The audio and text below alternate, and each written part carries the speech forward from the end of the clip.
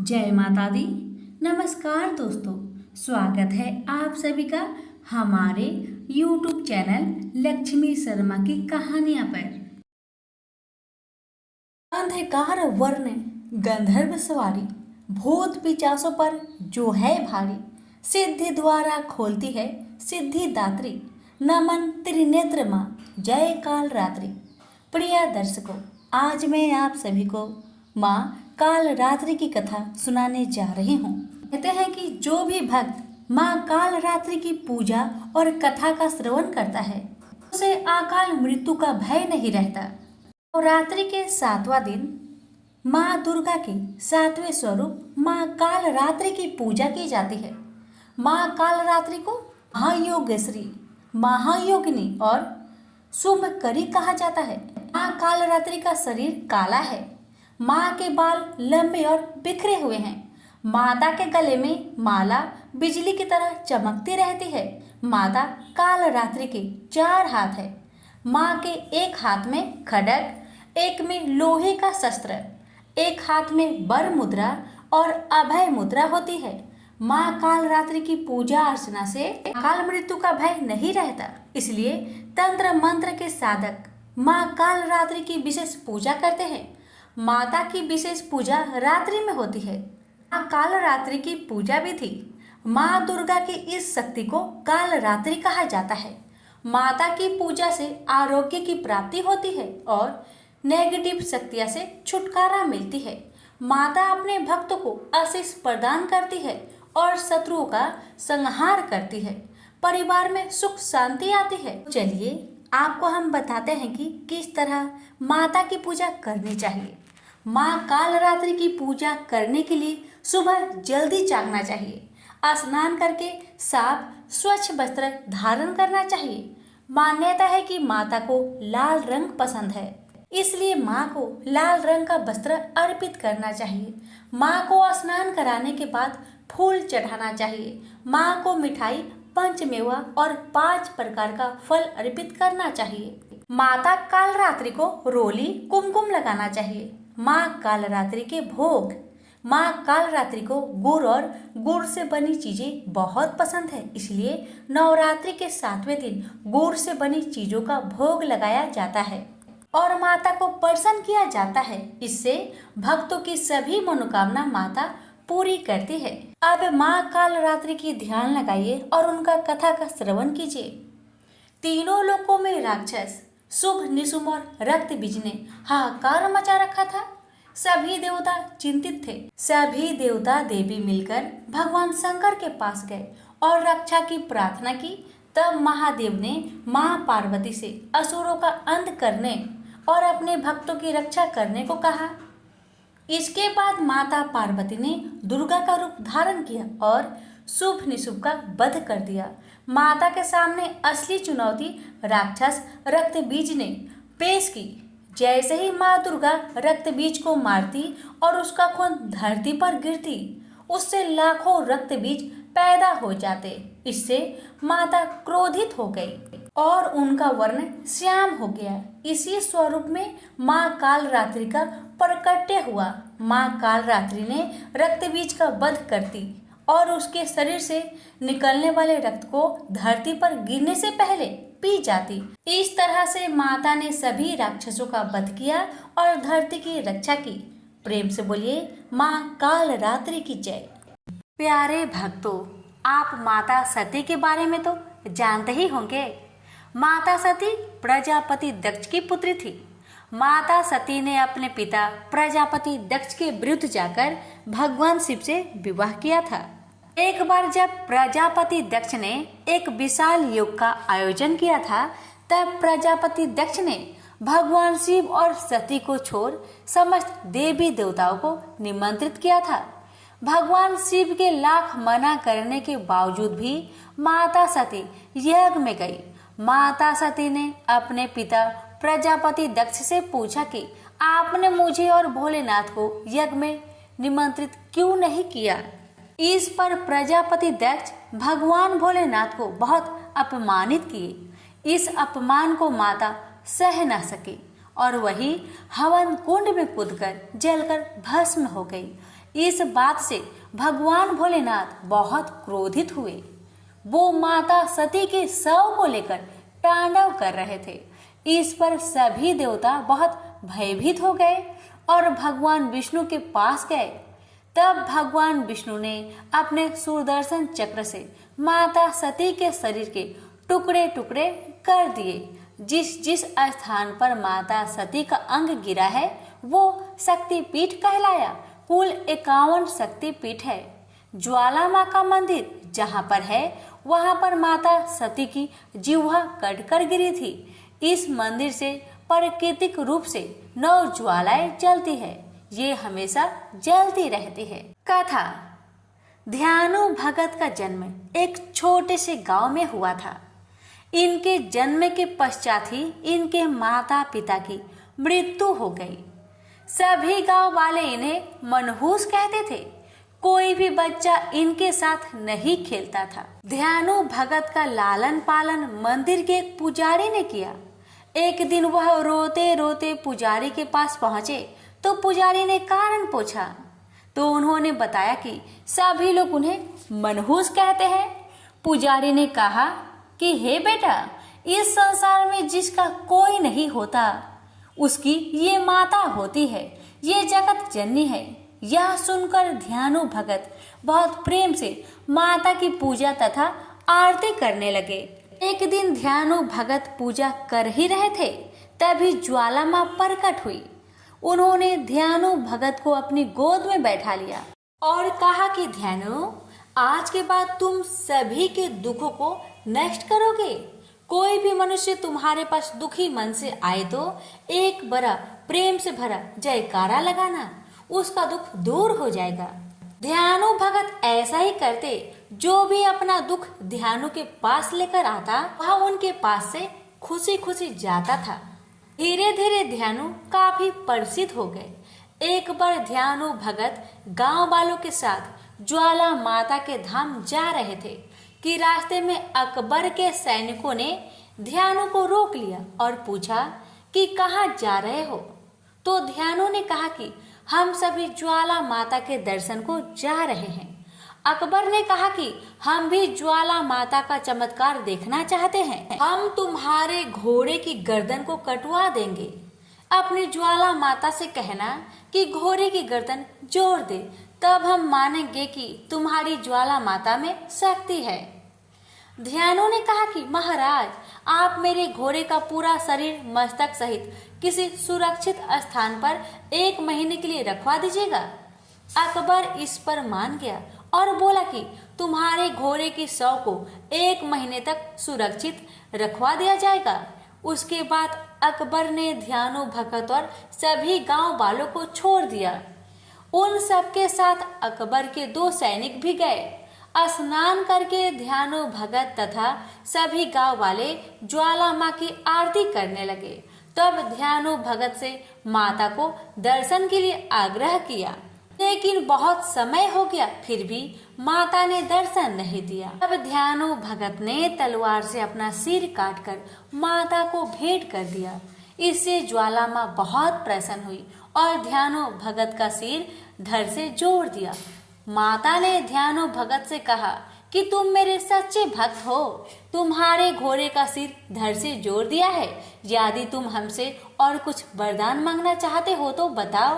ध्यानु भगत ने ज्वाला माता से कहा कि हे माँ, यदि आप मुझ पर प्रसन्न हैं तो यह वरदान दीजिए कि आप प्रसन्न होने के लिए किसी से उनके मस्तक की बलि नहीं मांगोगी।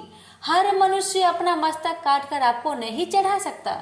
माता ने कहा ठीक है, आज के बाद मैं सच्चे भक्तों की भक्ति से ही प्रसन्न हो जाऊंगी।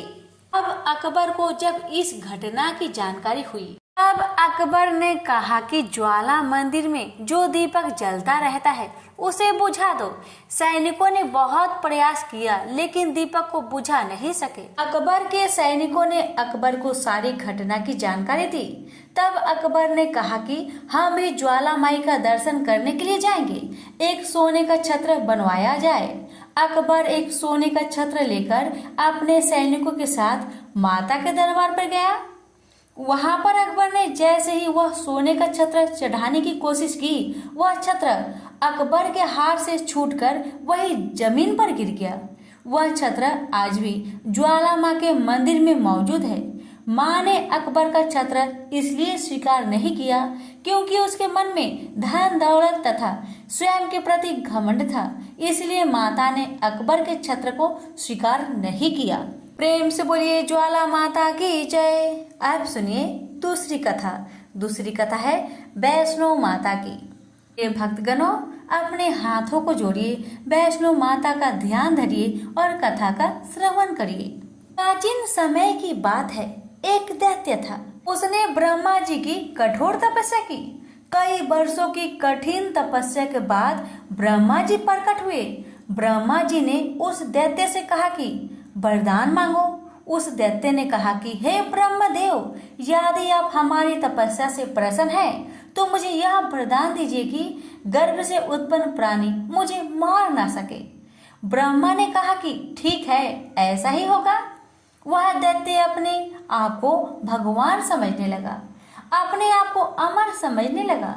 उस दैत्य ने अपनी दैत्य सेना से कहा कि पृथ्वी पर जाओ और सबसे कहो कि सब हमारी पूजा करे, हमें भगवान माने, और जो ऐसा ना करे उसे समाप्त कर दो। दैत्य सेना पृथ्वी पर गई और सभी साधु सन्यासियों को मार डाला। उधर पृथ्वी पर नारद जी यही सब देख रहे थे। वो शीघ्र ही भगवान विष्णु के पास गए। सारी कहानी नारद जी ने विष्णु जी को बताया। नारद जी ने कहा कि आप जल्दी से अवतार लेकर उस दैत्य का अंत करिए। भगवान विष्णु बोले कि हे देव ऋषि नारद, इस बार हम नहीं बल्कि महालक्ष्मी, महासरस्वती एवं पार्वती की शक्तियां अवतार लेगी। आप इन शक्तियों का आह्वान करिए। देवर्षि नारद ने ऐसा ही किया। तीनों देवियों के तेज पुंज से एक महाशक्ति प्रकट हुई। नारद जी के कहने पर वह शक्ति भगवान विष्णु के पास गई। विष्णु जी ने कहा कि हे देवी, दैत्य का अत्याचार पृथ्वी पर बहुत बढ़ गया है। आप शीघ्र ही उस दैत्य का अंत करिए। विष्णु जी की आज्ञा पाकर माँ शेरों वाली ने उस दैत्य का संहार किया। इसके बाद वह वापस भगवान विष्णु के पास गई और बोली कि हे प्रभु, हमारा उद्देश्य पूरा हुआ, अब आप मुझे अपने अंदर समाहित कर लीजिए। भगवान विष्णु बोले कि नहीं देवी, आप मुझ में नहीं समा सकती। आपको धर्म का प्रचार करना है। आप राजा रत्नाकर के यहाँ पुत्री के रूप में जन्म लीजिए। मैं आपको वहाँ जल्दी मिलूंगा। राजा रत्नाकर के यहाँ माता ने जन्म लिया। पूरे राज्य में खुशी का माहौल था। राजा रत्नाकर ने अपनी पुत्री का नाम त्रिकूटा रखा। त्रिकूटा बचपन से ही भगवान विष्णु की बहुत बड़ी भक्त थी। वह सुबह शाम दिन रात केवल भगवान विष्णु की ही पूजा करती थी। नारद जी ने त्रिकूटा से कहा कि भगवान विष्णु ने राम के रूप में राजा दशरथ के यहाँ जन्म लिया है। वह अपनी पत्नी सीता माता के साथ 14 वर्ष के लिए वनवास के लिए निकले हैं।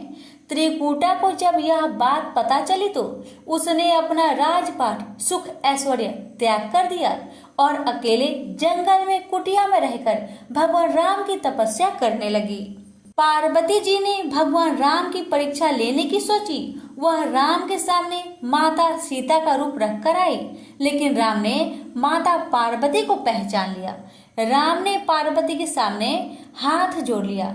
राम ने लक्ष्मण से कहा, हे लक्ष्मण, माता पार्वती आई है, इन्हें प्रणाम करो। माता पार्वती अपने असली रूप में आ गई।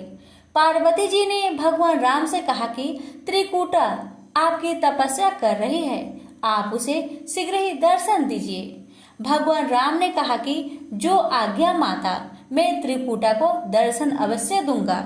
राम हनुमान के साथ त्रिकूटा के पास गए। त्रिकूटा ने भगवान राम से कहा कि हे राम, मैं आपको पति के रूप में पाना चाहती हूँ। राम ने त्रिकूटा से कहा कि देवी, इस जन्म में मैं तो किसी का हो चुका हूँ, इस जन्म में ऐसा संभव नहीं है। भगवान राम ने कहा कि लंका से लौटते समय मैं आपके पास जरूर आऊंगा। यदि आपने मुझे पहचान लिया तो मैं आपकी इच्छा अवश्य पूरी करूंगा। तब तक आप मेरी प्रतीक्षा करना। त्रिकूटा ने कहा, ठीक है भगवान, मैं आपकी प्रतीक्षा करूंगी। यह कहकर भगवान राम वहां से चले गए। जब भगवान राम रावण का वध करके अपनी पुष्पक विमान से लौट रहे थे कि अचानक रास्ते में ही राम का विमान रुक गया। माता सीता ने भगवान राम से कहा कि ऐसी कौन सी शक्ति है जिसने आपके विमान को रोक दिया। राम ने सीता से कहा कि ये भक्ति की शक्ति है। मैंने अपने एक भक्त को दर्शन देने का वचन दिया है।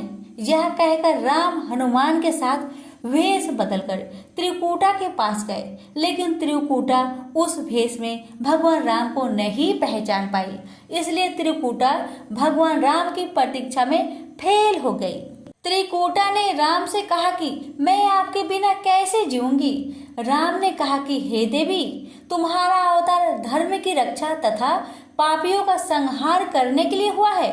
मैं कलयुग में कल्कि अवतार लूंगा, फिर मैं तुम्हारी इच्छा अवश्य पूरी करूंगा। अभी तुम हिमालय के समीप जम्मू कटरा के पास जाओ। वहां पर महाकाली, महालक्ष्मी और महासरस्वती विराजमान है। वहां पर तुम भी जाकर निवास करो। आज से तुम वैष्णव देवी नाम से जानी जाएगी। भगवान राम की आज्ञा पाकर त्रिकूटा हिमालय के त्रिकूट पर्वत पर जाकर निवास करने लगी। प्रेम से बोलिए वैष्णो मैया की जय। प्रिय भक्तगणों, अब आप श्रवण करेंगे माँ दुर्गा की कथा, इसलिए हाथों को जोड़िए, माँ दुर्गा का ध्यान धरिए और कथा का श्रवण करिए। प्रेम से बोलिए सिरोवाली मैया की जय। प्राचीन समय की बात है कि सत्यवती नंदन व्यास जी सरस्वती नदी के तट पर विराजमान थे। उनके आश्रम में गौरैया पंछी का एक जोड़ा था। उन्हें देखकर वह आश्चर्य में पड़ गए। उन्होंने देखा कि पंछी अपने घोंसले में थे। उनका एक सुंदर बच्चा भी अभी अभी अंडे से बाहर निकला था। उस बच्चे के सभी अंग बड़े सुंदर तथा पंख और रोह से सहित थे। दोनों पंछी उस बच्चे को आहार पहुंचाने के लिए असीम प्रयत्न कर रहे थे। बार बार दाना लाकर उन्हें बच्चे के मुख में डालना और उनका प्रधान कर्तव्य बन गया था। वे आनंद सहित बेहाल होकर उस बच्चे के अंगों को अपने अंगों से रगड़ते और प्रेम पूर्वक मुख चूमा करते थे। उन गौरैया का अपना बच्चे के प्रति ऐसा अद्भुत प्रेम देखकर व्यास जी ने अपने मन में विचार किया कि जब पंछी अपने बच्चे के प्रति इतना स्नेह कर रहे हैं, तब मनुष्य का अपने संतानों में प्रेम हो तो इसमें कौन सी विचित्र बात है, क्योंकि उन्हें तो पुत्र से सेवा पाने की अभिलाषा बनी रहती है। व्यास जी इस प्रकार के विविध विचारों में उलझकर उदास हो गए। मन ही मन बहुत कुछ सोच समझकर बात निश्चित कर ली और वे मंदराचल के निकट चले गए। उन्होंने विचार किया कि मेरी मनोरथ पूर्ण कराने एवं वर देने में निपुण कौन देवता है जिसकी मैं उपासना करूं। भगवान विष्णु, शंकर, इंद्र, ब्रह्मा, सूर्य, गणेश, स्वामी कार्तिकेय, अग्नि अथवा वरुण, मुझे किसकी उपासना करनी चाहिए। इस प्रकार व्यास जी सोच रहे थे कि इतने में नारद जी वहां पधारे। नारद मुनि को देखकर व्यास जी को अपार हर्ष हुआ। उन्होंने नारद जी को प्रणाम कर कुशल समाचार पूछा। फिर नारद जी ने व्यास जी से पूछा कि आप इतने चिंतित क्यों हैं? अपनी चिंता का कारण बताइए। व्यास जी ने कहा, नारद जी, सुना गया है कि पुत्रहीन की गति नहीं होती और मानसिक सुख भी उसे सुलभ नहीं हो सकता, इसलिए मैं बहुत दुखी हूँ और यही चिंता मुझे बार बार बेचैन कर डालती है। अब मैं मनोरथ पूर्ण करने वाली किस देवता का उपासना करूं? इस विचारधारा में गोते खा रहा हूँ। इस परिस्थिति में अब आप ही मेरे आश्रय हैं। शीघ्र बताने की कृपा कीजिए कि मैं किस देवता का शरण में जाऊं जो मुझे पुत्र दे सके। इस प्रकार व्यास जी के पूछने पर नारद जी ने कहा, व्यास जी, तुम इस विषय में जो कुछ पूछ रहे हो, ठीक यही प्रश्न मेरे पिताजी ने भगवान श्री हरि से किया था। देवादिदेव भगवान जगत के स्वामी हैं, लक्ष्मी जी उनकी सेवा में उपस्थित रहती है। वे शंख चक्र और गदा लिए रहते हैं, पीतांबर धारण करते हैं, 4 भुजाएं हैं। वे चराचर जगत के आश्रय दाता है। ऐसे जगत प्रभु भगवान श्री हरि महान तप कर रहे थे। उनकी समाधि लगी थी। यह देखकर मेरे पिता ब्रह्मा जी को बड़ा आश्चर्य हुआ। अंत में उन्होंने जानने की इच्छा प्रकट की, प्रभु आप देवताओं के अध्यक्ष, जगत स्वामी और भूत भविष्य एवं वर्तमान सभी जीवों के एकमात्र शासक है। फिर आप तपस्या क्यों कर रहे हैं और किस देवता की आराधना में ध्यान मग्न है? मुझ दास को यह रहस्य स्पष्ट बतलाने की कृपा कीजिए, क्योंकि श्रेष्ठ पुरुष किसी बात को छिपाते नहीं हैं। ब्रह्मा जी की बात सुनकर श्री हरि ने कहा कि ब्राह्मण सावधान होकर सुनो, मैं अपने मन का विचार व्यक्त करता हूँ। देवता, दानव और मानव सब यही जानते हैं कि तुम सृष्टि के निर्माण करते हो, मैं पालन करता हूँ और शिव संहार किया करते हैं। किंतु फिर भी वेद पराक्रमी पुरुष अपनी मुक्ति से यह सिद्ध करते हैं कि रचना, पाताल और संहार करने की यह योग्यता जो हमें मिली है, इसकी आदि शास्त्रीय शक्ति देवी है। वे कहते हैं कि संसार की सृष्टि करने के लिए तुम्हें राजसी शक्ति का संचार हुआ है, मुझे सात्विक की शक्ति मिली है और रुद्र में तामसी शक्ति का आविर्भाव हुआ है। उस शक्ति के अभाव में तुम इस संसार की सृष्टि नहीं कर सकते, मैं पालन करने में सफल नहीं हो सकता और रुद्र से संहार कार्य होना भी संभव नहीं। हम सभी उस शक्ति के सहारे ही कार्य में सदा सफल होते आए हैं।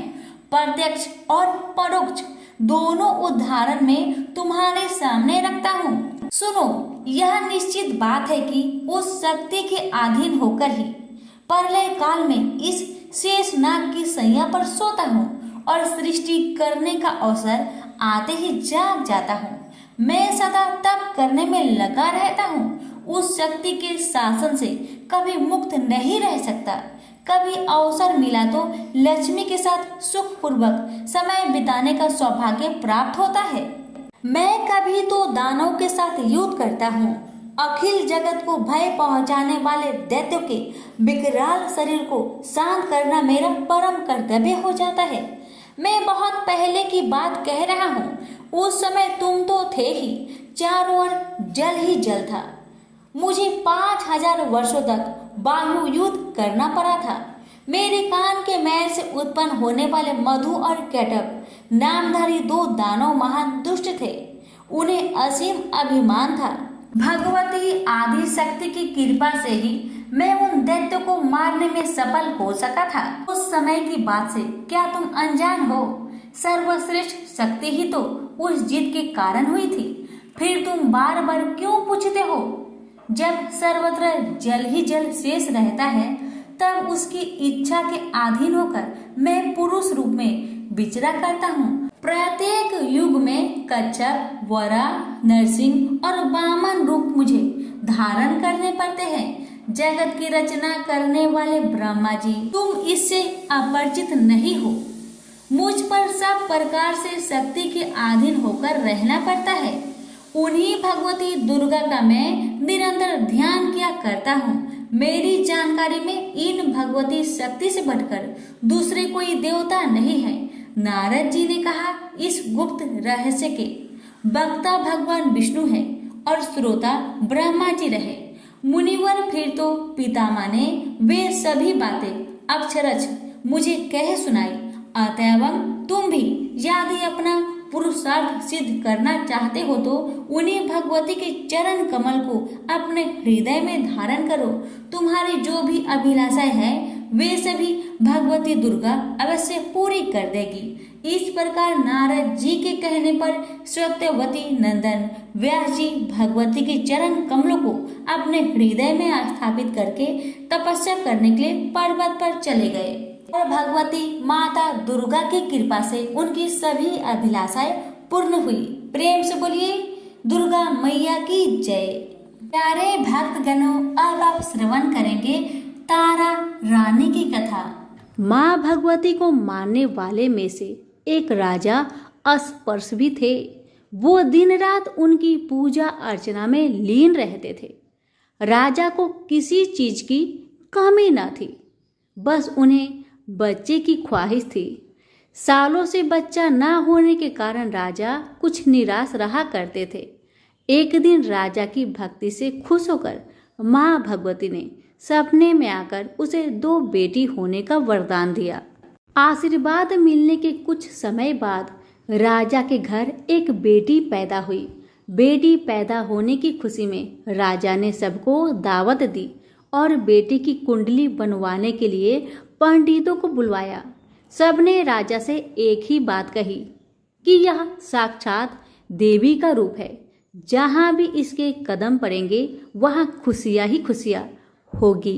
यह भगवती देवी की भक्तन होगी। इतना सब कहकर पंडितों ने लड़की का नाम तारा रख दिया। कुछ समय के बाद मंगलवार के दिन राजा के घर एक और बेटी पैदा हुई।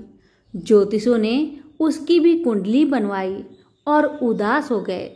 राजा ने जब उनसे उदासी का कारण पूछा तो ज्योतिषों ने बताया कि ये लड़की आपके जीवन में खूब सारा दुख लेकर आएगी। राजा ने ज्योतिषों से पूछा कि आखिर मैंने ऐसा कौन सा खराब कर्म किए थे कि इसने मेरे घर में जन्म लिया है। ज्योतिषों ने बताया कि आपकी दोनों बेटियां राजा इंद्र की अप्सराएं हुआ करती थी। इनमें से बड़ी बहन का नाम तारा और छोटी का रुकमन था। एक दिन ये दोनों मिलकर धरती की सैर करने के लिए गई। दोनों ने ही वहां पहुंचकर एकादशी के दिन का व्रत रखा। तारा ने अपनी छोटी बहन से कहा कि आज एकादशी का व्रत है, इसलिए बाजार जाकर कुछ ताजे फल ले आओ, लेकिन वहां कुछ खाना मत। रुकमन बाजार फल लेने के लिए चली गई। वहां उसे मछली के पकौड़े दिखे। उसने झट से उन्हें खा लिया और अपनी दीदी के लिए कुछ फल ले लिए। रुकमन से तारा ने पूछा कि तुम अपने लिए फल क्यों नहीं लाई। उसने जवाब दिया कि वो मछली के पकौड़े खाकर आई है। तारा ने गुस्से में कहा कि तुम पापिन हो, एकादशी के दिन तुमने मछली खा ली। ऐसे खराब कर्म के लिए मैं तुम्हें छिपकली बनने का श्राप देती हूँ। अब उसी जंगल में तारा की बहन छिपकली बनकर रहने लगी। वहाँ एक जाने माने ऋषि गुरु गोरख भी अपने कुछ शिष्यों के साथ रहते थे। उनके शिष्यों में से एक बहुत ही घमंडी था। अपने घमंड के चलते वो शिष्य कमंडल में पानी भरकर एकांत में बैठकर तपस्या करने लगा। तभी एक प्यासी गाय वहां आ गई। उसने सीधे अपना मुख उस कमंडल में डाला और पानी पी लिया। पानी पीने के बाद जैसे ही गाय अपना मुख बाहर को निकालने लगी तो कमंडल नीचे गिर गया और ऋषि का ध्यान भंग हो गया। ऋषि ने देखा कि गाय पानी पी गई है। अब गुस्से में ऋषि ने गाय को एक चिमटे से बुरी तरह घायल कर दिया। इस बात की जानकारी जब गुरु गोरख को पड़ी तो वे तुरंत गाय को देखने के लिए गए। जैसे ही उन्होंने गाय की हालत देखी, वैसे ही अपने उस घमंडी शिष्य को आश्रम से बाहर निकाल दिया। कुछ दिनों के बाद गौ माता पर किए गए उस अत्याचार से होने वाले पाप को कम करने के लिए उन्होंने एक यज्ञ करवाया। इस यज्ञ के बारे में गाय को चिमटे से मारने वाले घमंडी शिष्य को भी पता चला। वे सीधे पक्षी का रूप धारण करके यज्ञ स्थल पर गया और भोजन में अपनी चोंच से मरा हुआ सांप डाल दिया। किसी को इस बात की खबर नहीं हुई। ये सब होते हुए तारा से श्राप मिलने वाली छिपकली रुकमन देख रही थी। उसके मन में हुआ कि इसे खाकर सारे लोग मर जाएंगे। सबकी जान बचाने के लिए छिपकली बनी। रुकमन सभी लोगों के सामने भोजन पर गिर गई। लोगों ने छिपकली को खूब कोसा और बर्तन को खाली करने लगे। उस वक्त भंडारा करने वाले को खाने में मरा हुआ सांप भी दिखा। तब कहीं जाकर सबको समझ आया कि छिपकली सबकी जान बचाने के लिए जानबूझकर भोजन में गिरी थी। एक छिपकली होने के बावजूद भी इतने अच्छे विचार होने की वजह से यज्ञ में मौजूद सारे महत्वपूर्ण लोगों ने कहा कि हमें इस छिपकली की मुक्ति के लिए प्रार्थना करनी चाहिए। पंडित ने आगे बताया कि सबकी प्रार्थना से ही वो छिपकली तीसरे जन्म से आप जैसी प्रतापी राजा के घर बेटी के रूप में पैदा हुई है। वही तारा ने दूसरे जन्म में तारामती के रूप में लिया और अयोध्या के राजा हरिश्चंद्र से शादी की। राजा से ज्योतिषों ने जैसा बताया ठीक वैसा ही किया। नदी में सोना चांदी जरा हुआ संदूक देखकर काशी के पास से एक भंगी ने उसे बाहर निकाल लिया। उसके कोई बच्चे नहीं थे, इसलिए उसने संदूक के अंदर की लड़की को पालने का फैसला लिया। उसे भंगी व उसकी पत्नी ने खूब प्यार से पाला और रुक्को नाम रख दिया। बड़ी होते ही दोनों ने रुक्को की शादी करवा दी। रुक्को की सासू माँ तारामती और राजा हरिश्चंद्र के महल में साफ सफाई करने का काम किया करते थे। कुछ दिनों के बाद रुक्को की सासू माँ बीमार हो गई। उनकी जगह रुक्को वहां काम करने लगी। तारामती ने उसे देखा और पुराने जन्म के पुण्य के कारण पहचान लिया और उसे कहा कि तुम मेरे साथ बैठ जाओ। रुक्को ने बोला कि मैं तो भंगिन हूँ, इसलिए आपके पास नहीं बैठ सकती।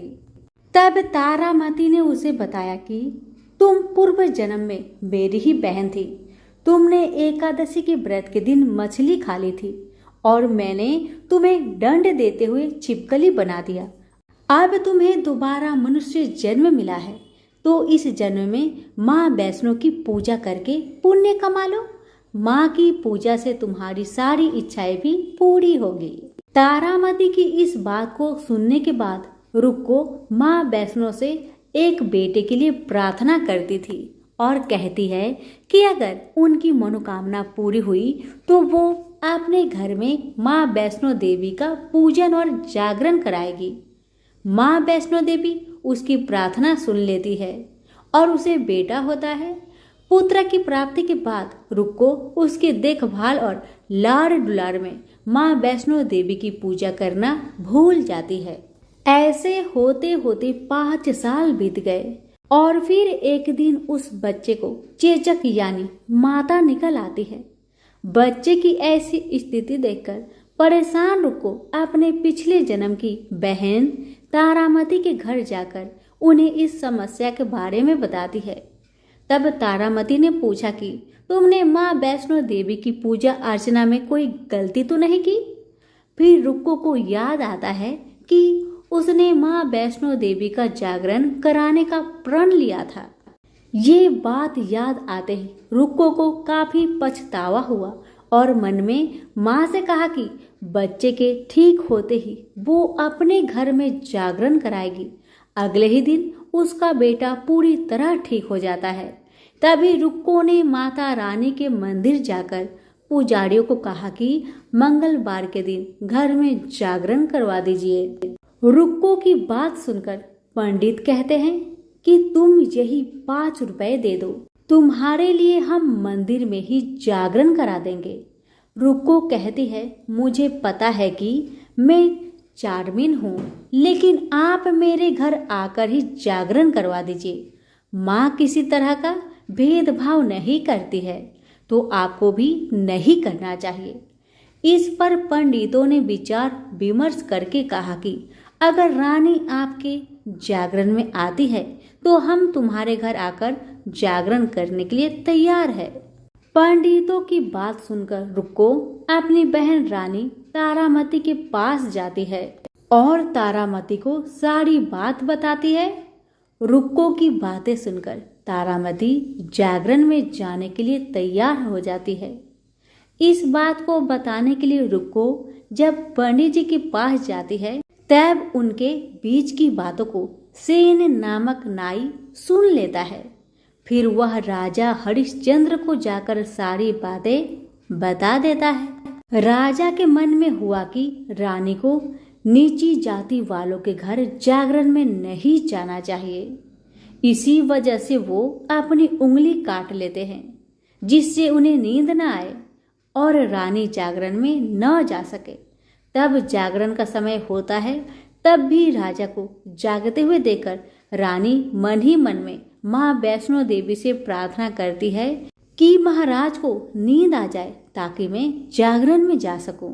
रानी की प्रार्थना से कुछ देर बाद राजा को नींद आ जाती है। फिर रानी तारामती रोशनदान में रस्सी बांधकर महल से नीचे आकर रुक्कू के घर चली जाती है। इसी जल्दबाजी में रास्ते में ही रानी का रेशमी रुमाल और एक पाव का कंगन गिर जाता है। इधर कुछ वक्त बाद राजा हरिश्चंद्र की नींद टूट जाती है। नींद खुलने पर रानी को अपने पास न देखकर राजा उसकी तलाश में निकल जाते हैं। रानी को ढूंढते ढूंढते उन्हें रानी का रुमाल और कंगन मिलता है। रानी की चीजों को अपने साथ लेकर राजा जागरण स्थल पहुंचते हैं और एक जगह चुपचाप बैठकर जागरण सुनने लगते हैं। माँ वैष्णो देवी के जयकारे के साथ जागरण खत्म होता है और सभी को प्रसाद दिया जाता है। तब रानी अपने हिस्से के प्रसाद को झोली में डाल लेती है। रानी के ऐसा करने पर लोग उनसे पूछते हैं कि वो प्रसाद क्यों नहीं खा रही है। अगर आप प्रसाद का सेवन नहीं करती हैं तो जागरण में आए लोग भी प्रसाद नहीं खाएंगे। तब रानी बोलती है कि वह प्रसाद राजा के लिए था, अब आप मुझे प्रसाद दीजिए। फिर अपने लिए प्रसाद लेकर रानी सबके सामने उसे खा लेती है। रानी के प्रसाद खाते ही जागरण में मौजूद सभी भक्तों ने भी प्रसाद खाया। उसके बाद रानी महल के लिए निकल जाती है। तभी रास्ते में ही राजा उन्हें रोककर पूछते हैं कि तुमने नीच जाति के घर प्रसाद खाकर खुद को अपवित्र कर लिया है। तुमने मेरे लिए भी प्रसाद रखा है, अब तुम उससे मुझे भी अपवित्र करना चाहती हो। अब मैं तुम्हें अपने महल में नहीं लेकर जा सकता। यह बोलते हुए जब राजा रानी की झोली को देखता है तब उन्हें प्रसाद की जगह गुलाब, चंपा जैसे अनेक फूल और कच्चा चावल व सुपारियां नजर दिखती है। इस चमत्कार को देखकर राजा हैरान हो जाते हैं। फिर राजा चुपचाप रानी को अपने साथ लेकर महल पहुंचते हैं। वहां रानी बिना माचिस के ही माता रानी के सामने दीपक जलाकर राजा हरिश्चंद्र को और हैरान कर देती है। फिर रानी बोलती है कि माता के दर्शन करने के लिए बहुत बड़ा त्याग करना पड़ता है। इसके लिए आपको अपने बेटे रोहितास की बलि देनी होगी, तभी माँ दुर्गा आपको साक्षात दर्शन देगी। यह सुनकर राजा के मन में माँ के दर्शन की इच्छा होने लगी, जिसके लिए राजा अपने पुत्र की बलि दे देते हैं। बलि देने के बाद माँ दुर्गा शेर पर सवार होकर प्रकट हो जाती है।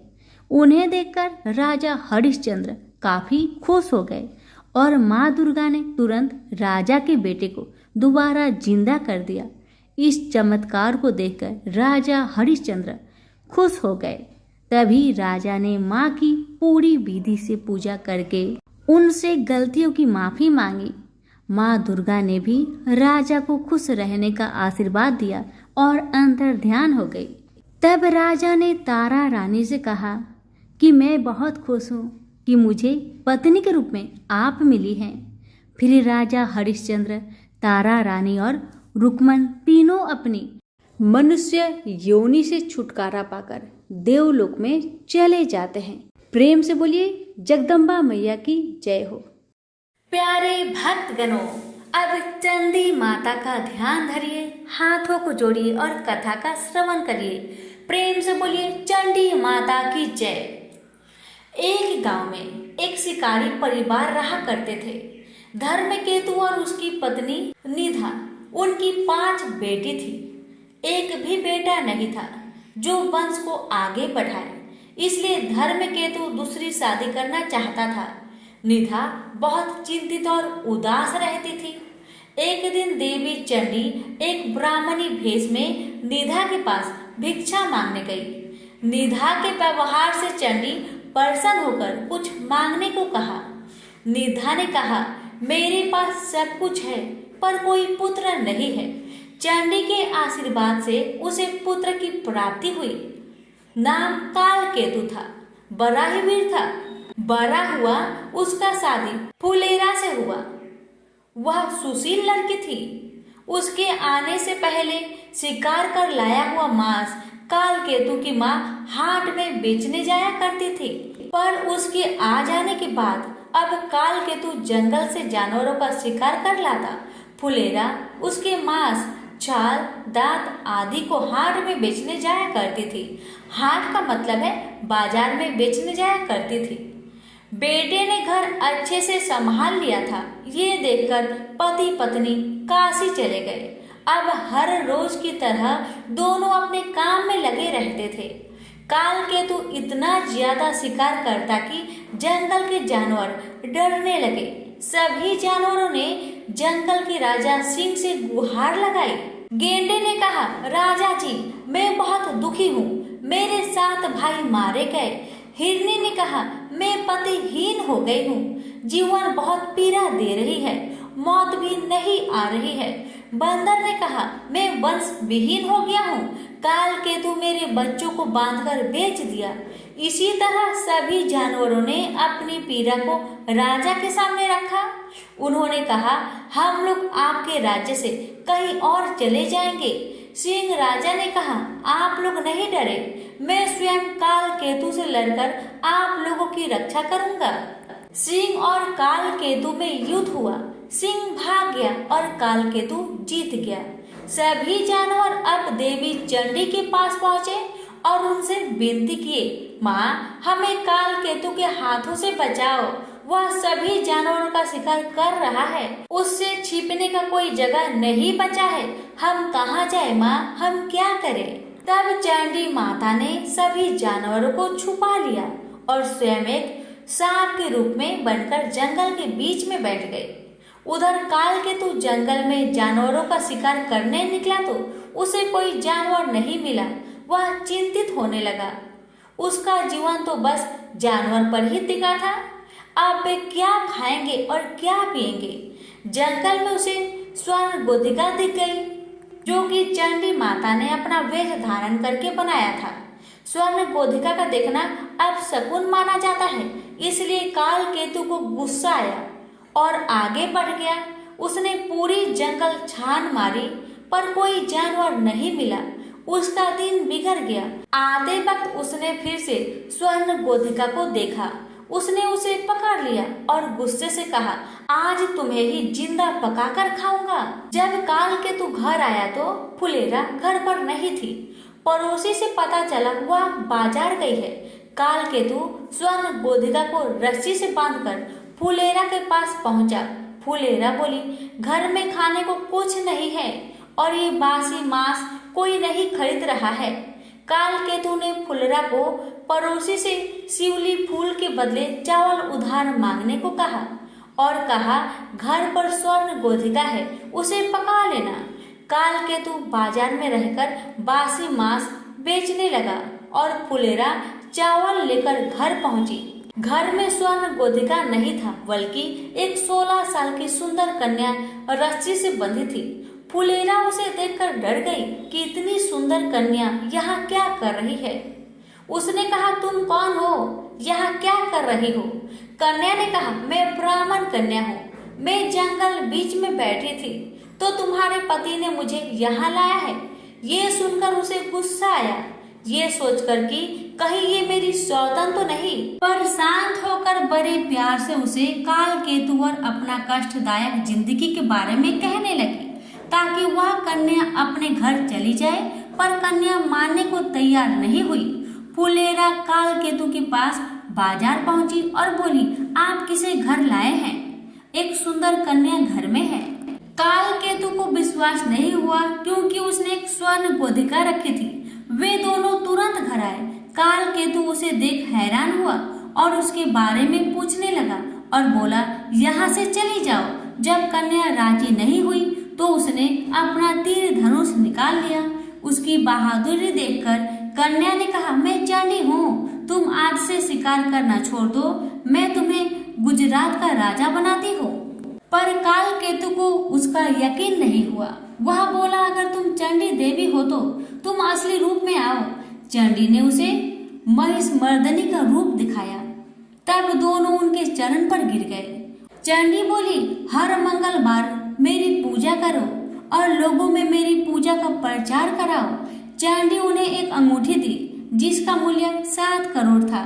फुलेरा बोली, माँ, गुजरात जंगल से भरा है, उसे काटने और शहर बनाने में ही सारा धन चला जाएगा। चंडी ने 7 सोने से भरा कलश दिया और वे कलश कैलाश पर्वत पर चली गई। काल केतु अंगूठी को बेचने के लिए शिव मुरारी के पास पहुंचा। वह काल केतु से हमेशा मांस उधार में लिया करता था, इसलिए उसे लगा कि काल केतु उधार का पैसा लेने आया है।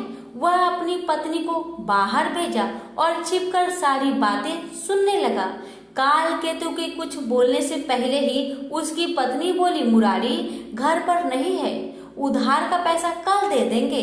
काल केतु बोला, आप पैसा कल दे देना, मैं तो ये अंगूठी तुड़वाने आया था, अब दूसरे दुकानदार के पास जाना पड़ेगा।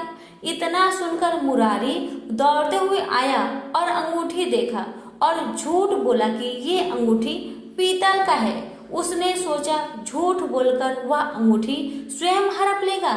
काल केतु ने सोचा कि अंगूठी देवी को ही लौटा देगा। रात में चंडी ने मुरारी को सपने में अंगूठी का उचित मूल्य देने को कहा। उसने दूसरे दिन काल केतु को 7 कोटि रुपए दिए। काल केतु गुजरात के जंगल को कटवाने के लिए मजदूर लगवाया। जंगल में बाघ के डर से मजदूर जंगल के अंदर जाने को तैयार नहीं हो रहे थे। तब काल केतु स्वयं जंगल जाकर बाघ से लड़ा और उसे मार डाला।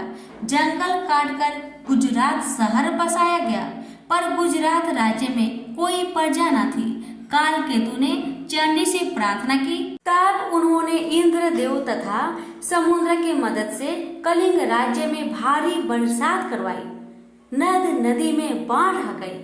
लोग कलिंग से गुजरात भागकर आने लगे। इस तरह ब्राह्मण, काष्ट, मुस्लिम आदि अनेक जाति के लोग गुजरात में आकर रहने लगे। काल केतु राज्य को सही तरीके से चलाने के लिए अच्छी अच्छी नीतियां बनाई। राज्य में एक व्यक्ति भारुदत्त भी रहता था। उसने मीठी मीठी बातें कहकर काल केतु के दरबार में ऊंची पद हासिल कर ली थी। उसने सभी को तंग कर रखा था। वह सभी के सामान ले जाता पर पैसा नहीं देता था। उसके अत्याचार से सभी लोगों ने काल केतु से उसकी शिकायत की। काल केतु ने उसे सजा दिया। भारुदत्त को यह सहन नहीं हुआ और वह कलिंग राजा के पास काल केतु की शिकायत करने गया। भारुदत्त कलिंग राज के दरबार में पहुंचकर राजा से कहने लगा कि आपके रहते कोई और दूसरा राजा शासन कैसे कर सकता है। कलिंग राज ने उससे पूछा, कौन है? यदि तुम सच कह रहे हो तो दिखाओ हमें। भारुदत्त ने कलिंग राज के दूत को ये सब दिखाया। कलिंग राज ने काल केतु पर आक्रमण किया। दोनों के बीच भीषण युद्ध हुआ, पर काल केतु हार गया। उसे काल कोठरी में डाल दिया गया। रात को चंडी देवी ने कलिंग राज को सपने में दर्शन दी और बताई कि काल केतु को मैंने गुजरात का राजा बनाया है, उसे आजाद कर दो। उसी समय कलिंग राजा दौड़ते हुए आए और काल केतु को आजाद करवाए और उसे गुजरात का राजा बना दिया। भारुदत्त को सजा मिली। काल केतु खुशी खुशी अपना जीवन राज्य चलाने लगा।